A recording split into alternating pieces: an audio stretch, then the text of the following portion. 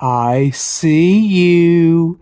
Hello, everybody. Z3KO Trinity here. No, I'm not wearing a Goosebumps shirt, but welcome to Goosebumps 3KO. Today's review is My Best Buds Invisible.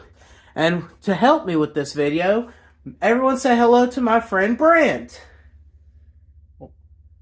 Say hello. He's just a kidder.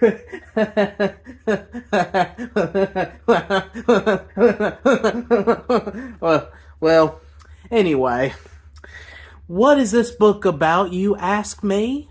Well, I'll tell you. Just calm down and put your pants back on. Am I even wearing pants? You'll never know. Well, anyway, the book is about this boy named Sammy Jacobs. What an interesting last name. He likes science fiction stuff. He's also a fan of scary stuff, so I kind of like that. But his parents are big-time scientists, and so is his nerdy little brother Simon, which Simon really has nothing to do with this story. He's just kind of there for, I guess, just to have another child to talk to. I don't know. He don't really do nothing. There's like one or two scenes that involve him, but it's really not that important. Well, anyway, one day after dinner, Sammy goes to his room and he sees the window is open. And his homework is scattered everywhere. Well, he's like, I don't remember opening this window. Oh well, and he shuts it and stuff like that. And his best friend, quote unquote best friend, Roxanne shows up. And they're going to discuss what their school project is about. Which she wants to do a project on this haunted house called the Hedge House. Which of course, Sammy doesn't really think it's haunted, so he's like, no, we should do something else. But she's persistent, and so that's pretty much what they do. Well, that night he wakes up and his window's open again. Which is a red flag to me, because something like that would scare the shit out of me. But anyway, moving on to the next day. He's eating breakfast before school, and well, he don't eat the breakfast. He turns his back, and then when he looks back, his bowl of oatmeal has been eaten already. Oh, shit. And he's like, Mom, look! The spoon is on the left-hand side. I'm right-handed. And she's like, I don't care. Go to school. And so he goes to school. And there's this math teacher that calls him to the front to solve these math problems. So he's there. He's getting ready to solve this math problem. Well, all of a sudden, an invisible hand, like, firmly grips his arm. And he's like, what the fuck? And it starts drawing pictures of penises on the board and boobies. No, he starts helping him do the math, and he freaks out. He starts screaming, and he hauls ass. And then he gets home, and he hears some noises in the kitchen. So he goes in there, and lo and behold, the cover of the book, y'all. He sees a floating pizza, floating drink.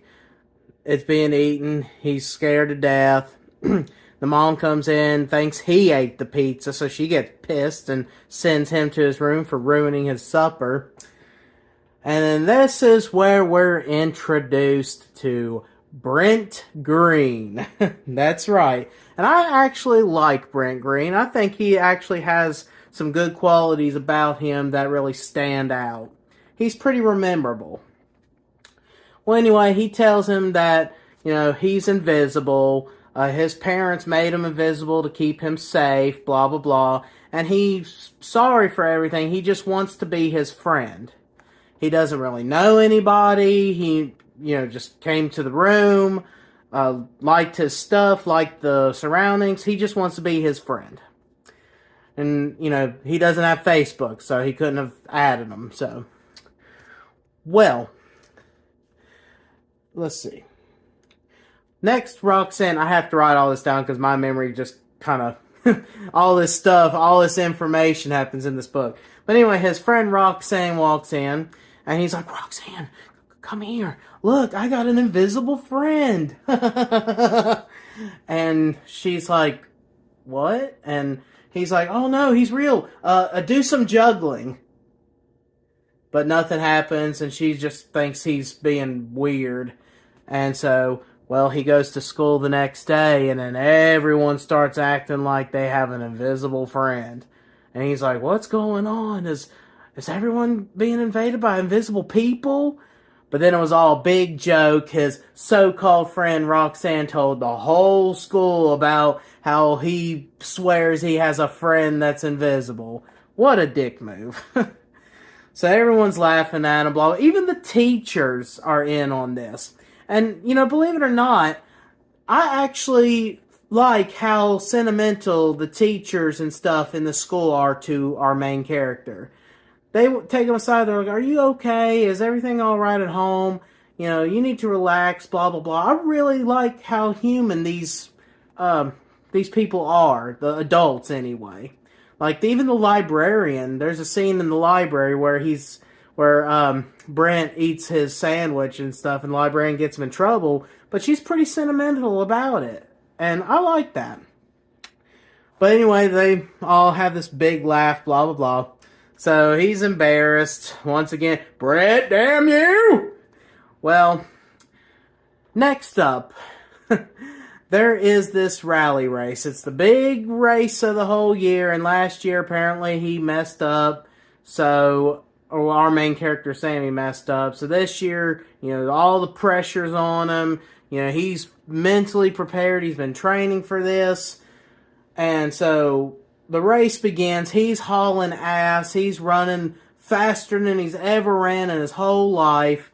And then all of a sudden, he feels something grab him and lift his ass off the ground. And it's Brent, the superhuman, super strength invisible boy, picks his ass up. And he's like, I'll run you to the finish line. And then ends up falling and everything goes all to hell. They end up losing their big race and everyone is pissed at Sammy. This causes Sammy to just go all off on Brent when they get home. He tells me he doesn't want him as a friend. He's making his life miserable, blah, blah, blah. Brent's apologizing, saying, he just wants to be his best friend, all this stuff. Well, he's like, you gotta leave. You gotta leave. You have to leave. And he even, at one point, tries to convince him to go be Roxanne's friend. He's trying to push this curse on Roxanne. Go over to her house. Her mom makes good chicken. She gets it from KFC. Go to her house. But Brent is like, no, I will not leave. I will never leave. And I will always follow you and always do shit to you. While you're sleeping, I'll scratch my ass and pick your nose. Well, that's where the book kind of gets really interesting. And personally, I actually had fun reading this. I actually enjoyed the characters. At least Sammy, I actually like his character. And I had fun reading this, like, the whole way. So I really enjoyed this. Then we get to the notorious hedge house scene, which is a big difference in the episode, because in the episode, it starts with the hedge house scene. So that was kind of clever. I like it better. Instead of Brent, sneaking in the window randomly, he just sees him at hedge house, or Brent sees our main character at the hedge house and follows him home. That kind of makes more sense. I like that a lot better. But yeah, they go to Hedge House. They're filming stuff. They're trying to see if ghosts are real for their project. Well, all of a sudden, shit starts happening. Furniture gets thrown, voices, all kinds of stuff. Totally can't be Brett, the invisible boy. Or not Brett, Brent, the invisible boy. But no, it has to be the one-armed ghost boy. Woo! And something really extreme happens. A pillow gets put right in Roxanne's face and actually is smothering her. which causes our main character to leap out and save her. And yeah, that's pretty freaking intense. That's pretty damn dark. But yeah, all that happens. Our main character heads home screaming, blah, blah, blah. And then Brent follows him, of course. And he's just going nuts. The parents hear him upset. You know, they've been, confronting him throughout the whole story. And there's a detail I had forgot to mention. Back near the beginning, when him and Roxanne are planning to go to Hedge House, the dad enters the room and scares them. Well, he introduces this gadget that he's working called the fleshlight. I meant the molecule detector light. Yeah, that's it. And apparently he's like, this thing can, if I get it to work, it can make things that are invisible visible. Totally not needed for the rest of the story or anything. Totally not important for the end of the story. Well, anyway, the parents are concerned. And they're like, we gotta take you to the doctor. Like, you need help. You've done lost your damn mind. We gotta take your ass to the psych ward. And so he's like, I'll prove to you that I'm telling the truth. Because he tells them that there's an invisible boy living in his room and blah, blah, blah. So he grabs that molecule detection light and he goes in his room and he's like, and, well, all of a sudden, it magically makes Brent appear visible. And they all freak out and they're like, oh my god, it's a monster! And then here is where it all goes to hell. I was having fun with this story. Picturing it all in my head. Everything was clean. Just a great story. A little fun story. Nothing 10 out of 10 worthy, but just a great story. And then this happens. Allow me to read this to you. He says, you're a monster.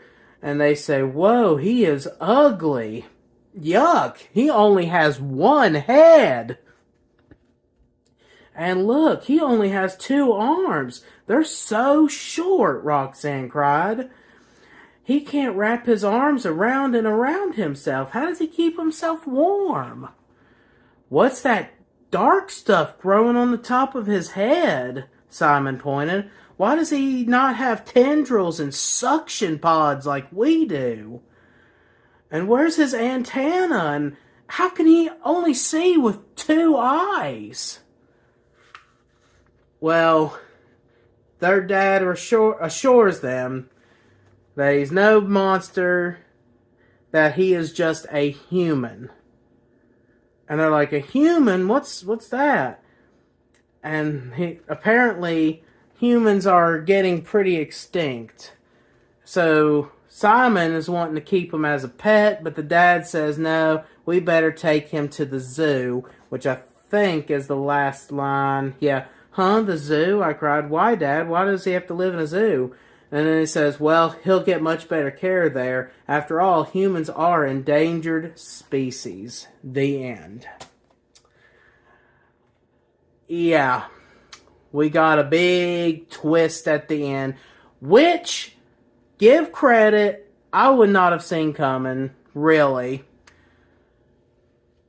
But picture it. Go back to the beginning of the story. Now that you know what Sammy looks like, his parents look like, now that you know what everyone looks like, imagine Sammy, up on the math class board, 4 arms apparently, 3 heads or whatever, just trying to do math. Then the race. Just picture his ass, tentacles flying, suction pods sucking in the air, just trying to run to do the race. Like, it makes me question everything that I have read. And I just did not like it. I hated that whole twist. I wished it could have just been a monster reveal and let it go like that. Maybe he looked like that, 3 heads and stuff like that. But it is what it is. It's not the worst book I ever read, but it surely ain't the best. But what do I give this book, you ask? I give this a solid 5 out of 10, which is a C minus. Half of the book was really enjoyable. The last half of it ruins it, really. So yeah, just I don't know. This was a, there are worser Goosebumps books out there. I will say that. So a C minus is not too bad for this. All right, check out the cover. I like how they pictured the scene pretty good with Brutus here, going. Brutus, I liked reading about Brutus. I like how he can see the Invisible Boy and stuff like that. So I thought that was kind of neat. Not seeing is believing. Wee wee. That pizza looks pretty damn good. What kind of soda is that, Arlstein? It just says pop. Alright.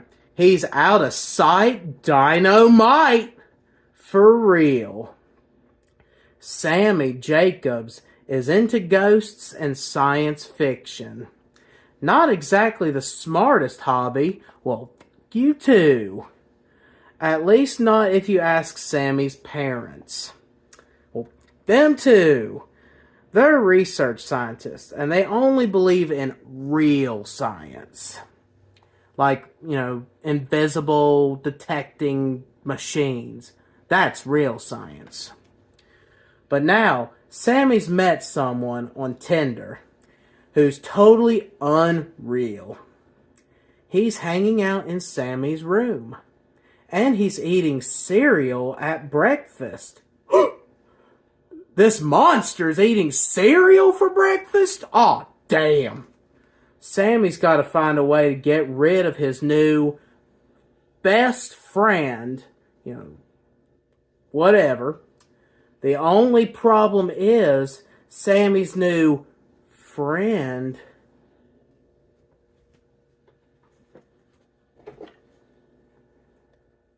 is invisible.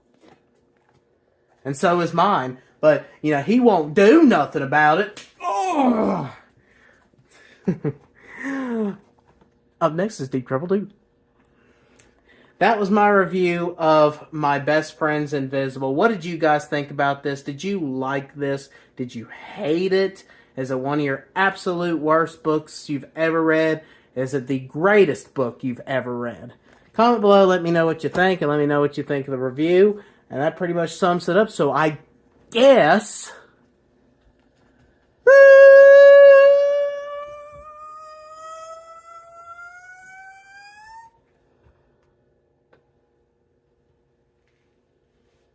see you in the next video. Case.